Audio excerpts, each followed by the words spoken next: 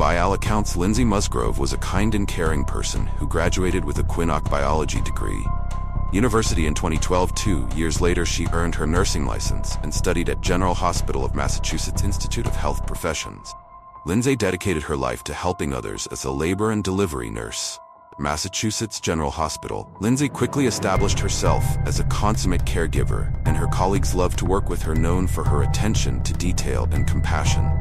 Lindsay's patients request Ed harass their preferred nurse for future deliveries. Her ability to soothe nervous parents and guide them through labor was remarkable. In 2016, Lindsay married Patrick Clancy, a computer software engineer, just 1 year after their marriage. Lindsay and Patrick welcomed their daughter Cora. Cora was a loving and caring older sister who dreamed of becoming a doctor and a mother. Dawson gave birth to their second child in 2019. Was a bright and charismatic boy. His laughter and contagious smile brightened every space he entered. In 2002, Lindsay gave birth to Kalen. Kalen was a happy and easygoing child. He was often referred to as Shappy Kalen by his mom and dad, Lindsay Patrick, and they lived in a beautiful house in Duxbury, Massachusetts. The house, purchased for $500,000, had everything they could have asked for. Their backyard was adorned with a white picket fence and a playground, creating the perfect setting for an American dream home. To their friends and family, Lindsay and Patrick had what many would consider a perfect marriage. The couple rarely fought, and their unwavering affection for each other was evident in the way they exchanged "think of you guys" multiple times a day. "You were the best." Of all of a couple are radiating happiness and contentment. Patrick was a loving and dedicated father to Cora Dawson, and Kalen. Their bond was unbreakable.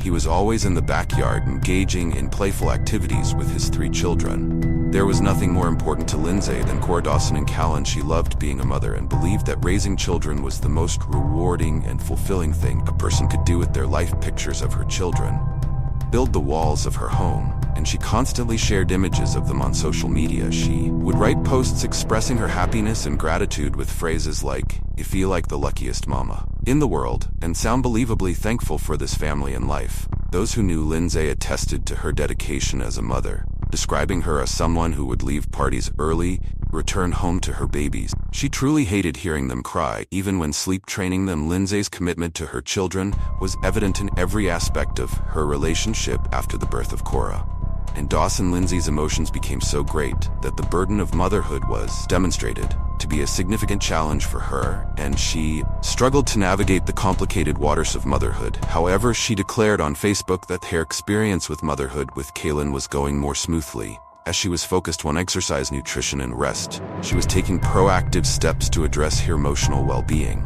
However, as time went on, Lindsay started to experience anxiety about returning to work after her maternity leave. The pressure of being a full-time mother and balancing her career became overwhelming for her. She sought solace in various forms of therapy, including visits to multiple sites and being prescribed a range of medications. By September 2022, Lindsay's anxiety levels had reached an all-time high. In search of relief, she decided to seek further helps. She went for an evaluation at the Women and Infant Center for the Behavioral Health of Women in Providence. Unfortunately, she was not diagnosed with postpartum depression during this visit. On January 1st, 2023, she confessed to her husband Patrick that she had thoughts of harming herself and her children. Alarmed and concerned, Lindsay decided to seek help and admitted herself to the Milan Hospital for mental health treatment. She would spend the next 5 days in the hospital, receiving the necessary care. When Lindsay was discharged from Milan Hospital, the doctors determined that the young woman posed no danger to herself or others. However, knew the true extent of her struggles. Throughout January, Lindsay appeared to be getting better. Her family went on several outings to museums and restaurants, and Lindsay herself expressed that she no longer had thoughts of harming herself. Even her mother noticed a change in her text messages. Sashert appeared more upbeat. However, knew that Lindsay was battling her own demons beneath the surface. On January 24th, 2023, those demons finally took a terrible toll. On this day, Lindsay's true thoughts and feelings came to light in the most devastating manner. January 23rd, 2023 began as a regular day for the Clancy family. As the morning progressed, Lindsay took the children to the doctor for a checkup. Her Cora, the daughter, was scheduled for a routine examination with her pediatrician. Upon the return home, Lindsay spent quality time with her children, enjoying an afternoon of play in the snow. Taking the opportunity to capture these moments, she snapped a few pictures and shared them with her husband Patrick and her mother. The happy scene painted a seemingly normal picture of family life on that fateful day. Patrick was working from home in the basement around 4:00 p.m. After Lind and the children came inside from playing in the snow, she Googled kids' mirks. She also used Apple Maps to calculate how long it would take for someone to drive to the 3V restaurant near Kingston. Lindsay also searched the CVS website, called the CVS in Kingston, and asked if they had children miraks. She then texted Patrick in the basement office and said, "Any chance you want to do summary of the 3V? Nothing was cooked by me." It's been a long day, although 3V was a bit out of the way for Lindsay and Patrick to eat from. There were closer restaurants they had ordered from before. Patrick informed Lindsay that he agreed to check the menu and select what he wanted to eat. He chose the scallop and pork belly risotto, while Lindsay opted for the Mediterranean Power Bowl, 5:10 p.m. Lindsay called the 3V to place the order and mentioned Patrick as the designated pickup person, 5:15 p.m. Patrick left the home and Lindsay sent him a text message as a reminder to pick up the children's medications at the CVS. Footage showed that Patrick arrived at the CVS at 5:32 p.m. However, he did not receive an answer during his attempt to ask about the brand Lindsay preferred. 1 minute later at 5:34 p.m., Lindsay finally returned Patrick's phone call, which lasted for 14 minutes, although the conversation seemed normal. Patrick later shared that he sensed that Lindsay was in the midst of doing something while talking to him. It was chilly outside as Patrick arrived home at 6 p.m. After stopping to pick up dinner and medication at CVS, as Patrick pulled into his driveway and entered his home, he noticed an eerie silence that hung in the air.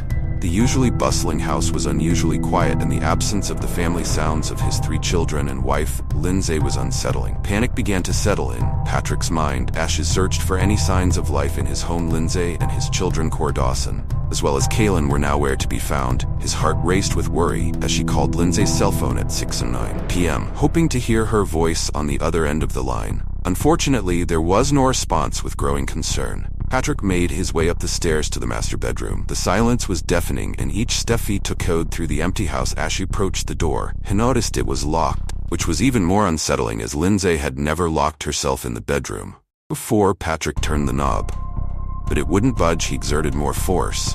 The stubborn lock refused to give way. Desperate to find his wife, Patrick resorted to pounding on the door, hoping to elicit a response, but all he received in return was silence. Frustrated but resolute, Patrick continued to struggle with the locked bedroom door. After what seemed like an eternity, he managed to force it open, revealing a scene that would be etched in his memory forever. Blood stained the floor and windows, and a bloody knife lay on Lindsay's bedside table. The sight sent a shiver down Patrick's spine as she immediately recognized something unspeakable had happened inside the room. Walking toward the bloody windows, Patrick peered outside. Deanne saw his wife, Lindsay, laying on the ground in the backyard, his heart pounding with fear. Patrick frantically dialed 911 as Sharon on the stairs and outside to Lindsay. Patrick found Lindsay laying face up in the backyard. Her body soaked in blood. Slashes were visible on both her neck and wrists. Lindsay was conscious but barely responsive. Panic washed over Patrick as she desperately tried to make sense of this situation. "What have you done?" asked his voice, trembling with fear in an eerie and detached voice. Lindsay replied that she had attempted to take her own life and jumped out the window. As Patrick's mind raced, filled with confusion and concern for the welfare of their children, he had to ask the unthinkable: where were the 3 young children? Lindsay coldly replied, "In the basement." Patrick remained outside with Lindsay until the police and paramedics arrived, staying on the phone with the 911 dispatcher the entire time. The dispatcher could hear the tension in Patrick's voice as she relayed the grim situation and stayed by his wife's side. The paramedics quickly arrived on the scene and began assessing Lindsay's condition. They worked tirelessly to stabilize her and provide any essential medical care in the interim.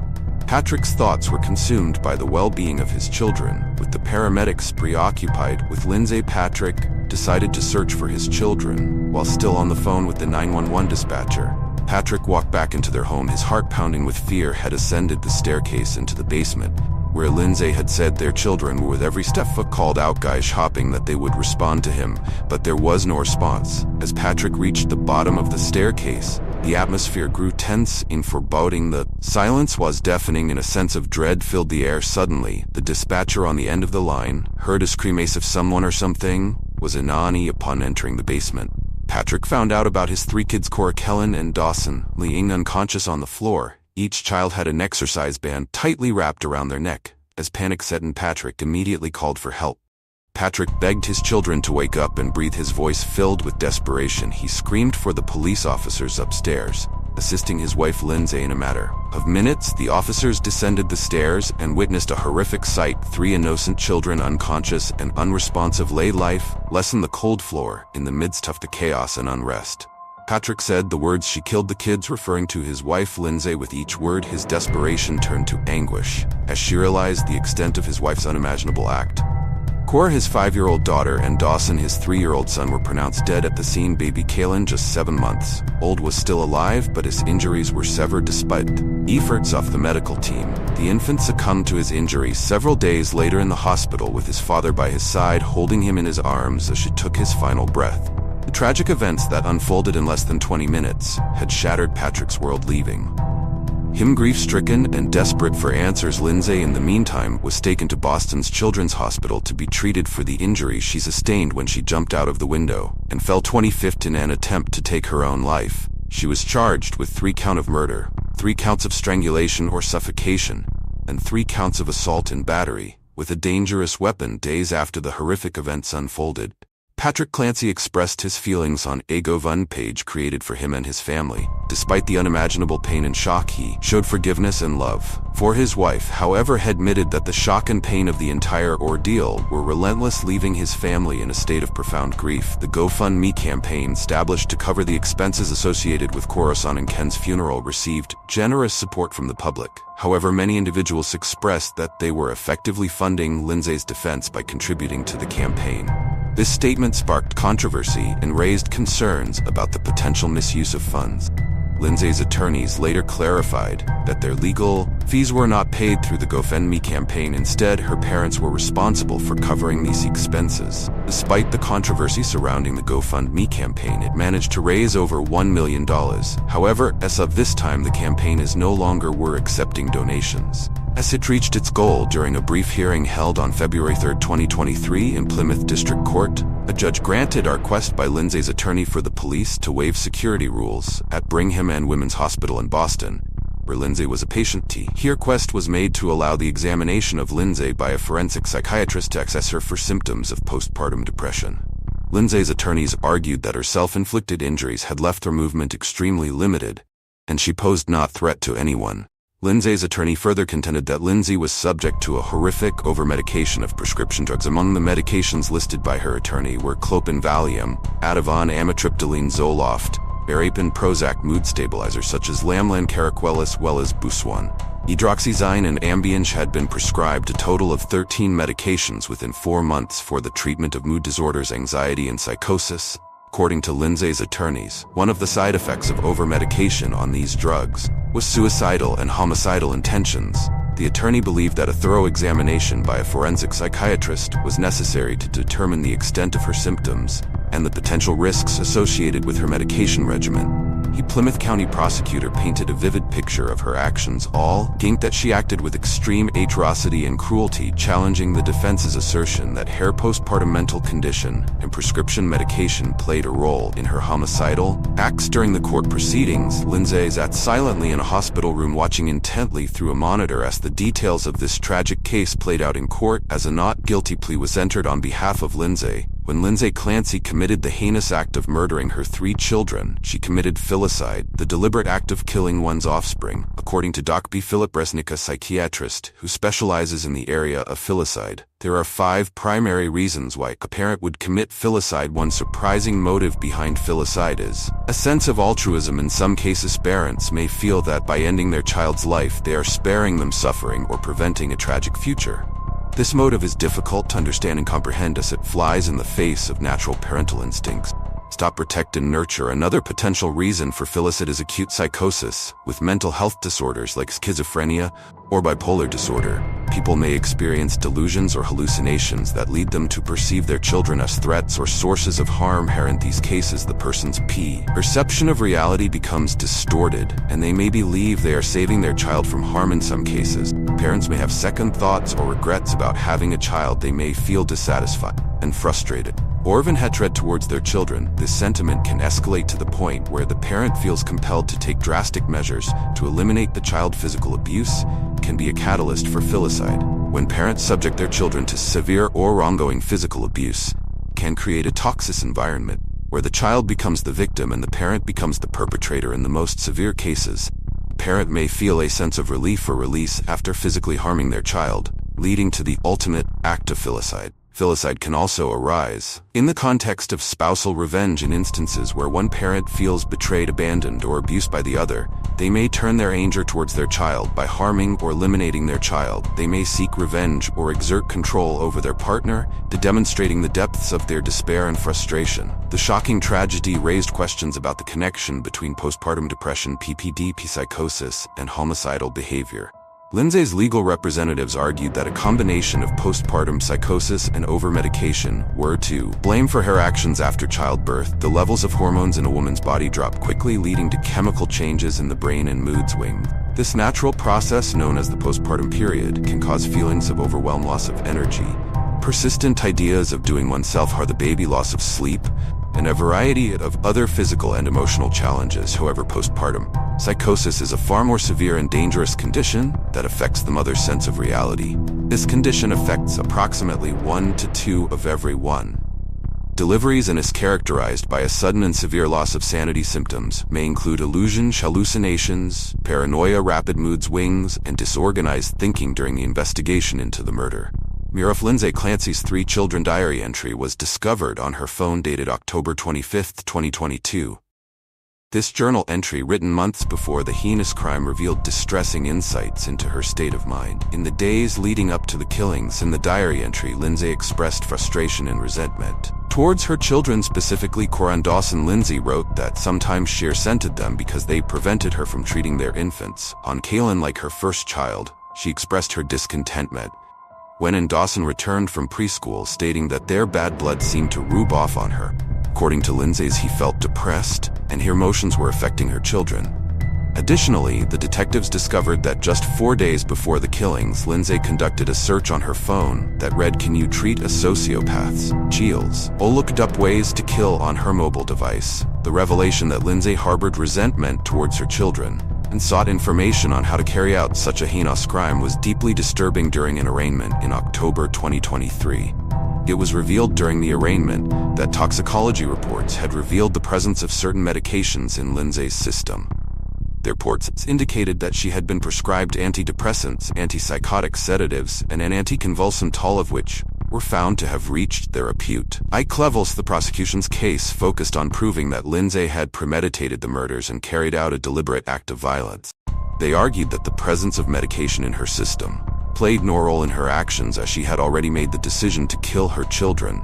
Further, the timing and level of the medications further supported their theory that Lindsay had acted with a clear mind and without any medication-induced impairment. In 2024, Patrick Clancy completed the Boston Marathon in his children's names, raising funds for the Boston Children's Hospital. During this time, Lindsay, who is facing trial for the murder of her children, remains committed to her treatment at the Tewksbury hospitals.